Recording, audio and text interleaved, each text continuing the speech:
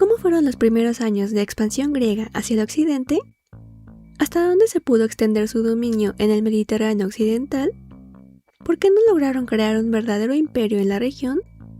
Porque hay muchas preguntas por resolver, acompáñenme a historizar. Entre los siglos 8 y 6 a.C., durante el periodo arcaico, el mundo griego comenzó un proceso conocido como la segunda colonización griega.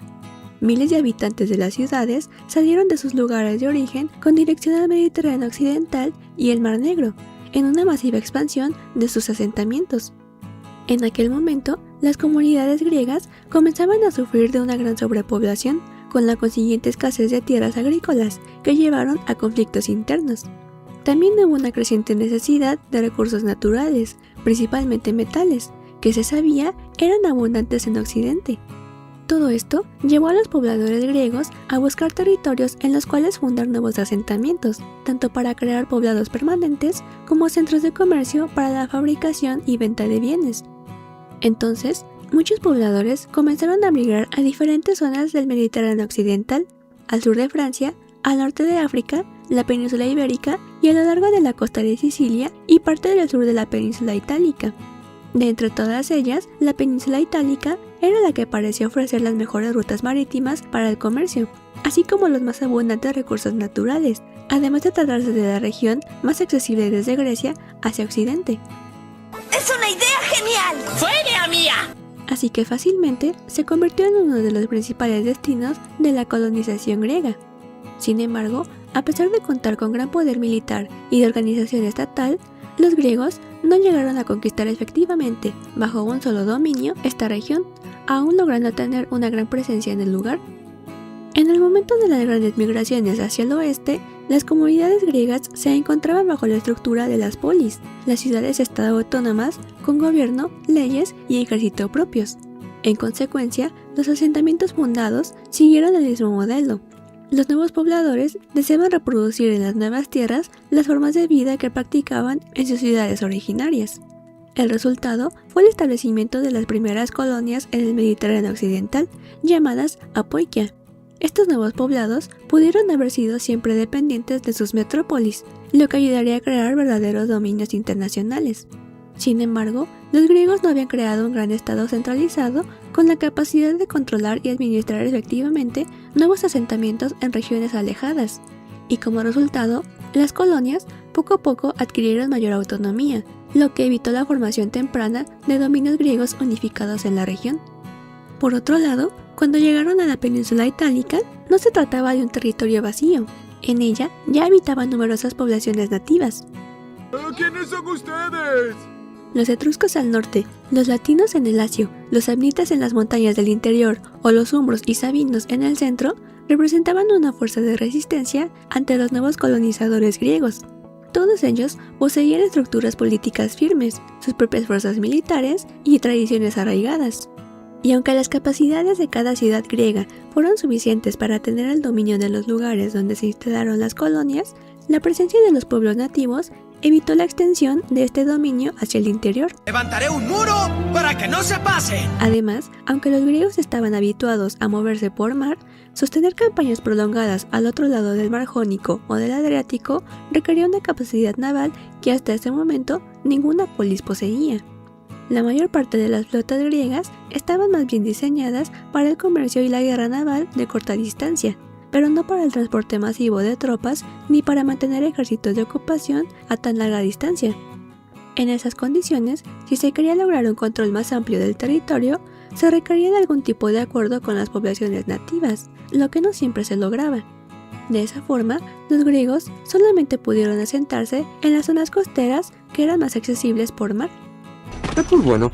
Por otro lado, las colonias griegas en el Mediterráneo occidental se habían fundado principalmente con fines comerciales y económicos, y no con la intención de crear un verdadero imperio militar.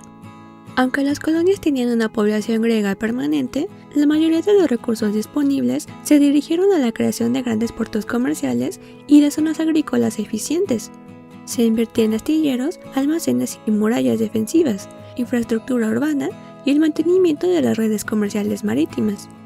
Así, colonias como Siracusa, Cumas, Tarento, Masalia, Gela y Agrigento eran centros portuarios diseñados para comerciar con las ciudades en Grecia y con los pueblos nativos de Occidente.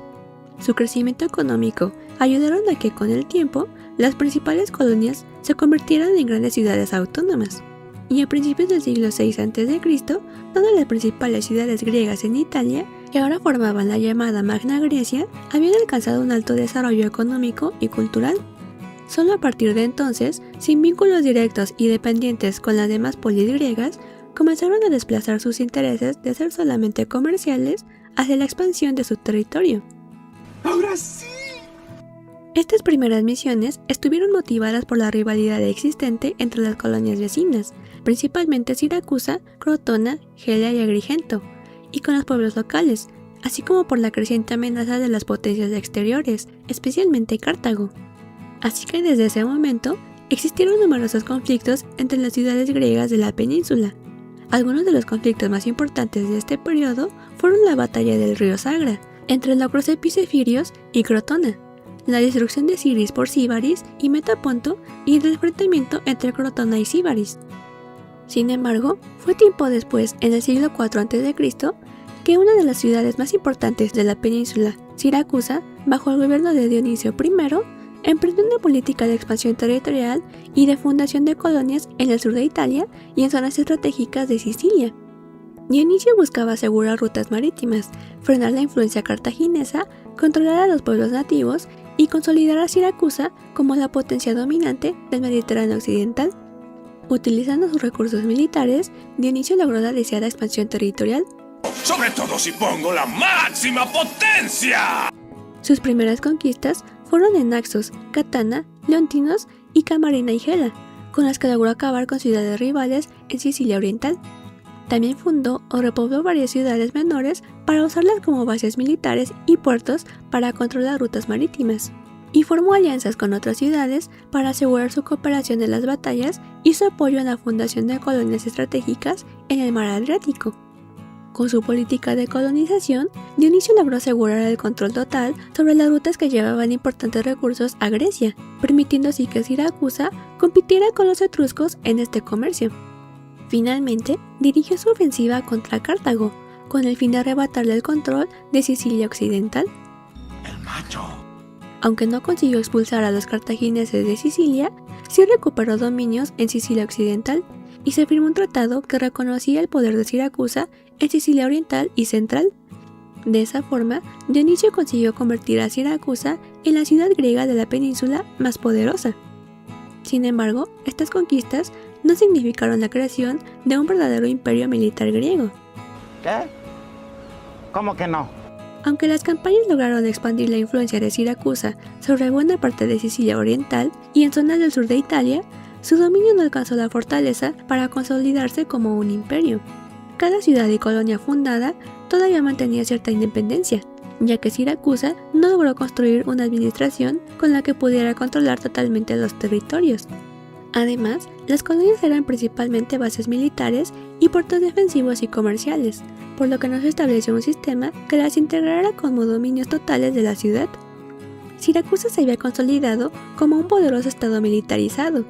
Sin embargo, su poder dependía en gran medida de la autoridad personal de Dionisio y del ejército profesional que sostenía su régimen.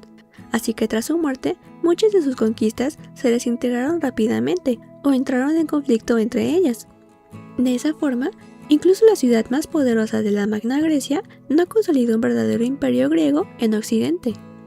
Y un poco más tarde, hacia principios del siglo III a.C., la Magna Grecia comenzó a enfrentarse a la creciente amenaza de la República Romana, que en ese momento iniciaba su expansión hacia el sur de la península itálica.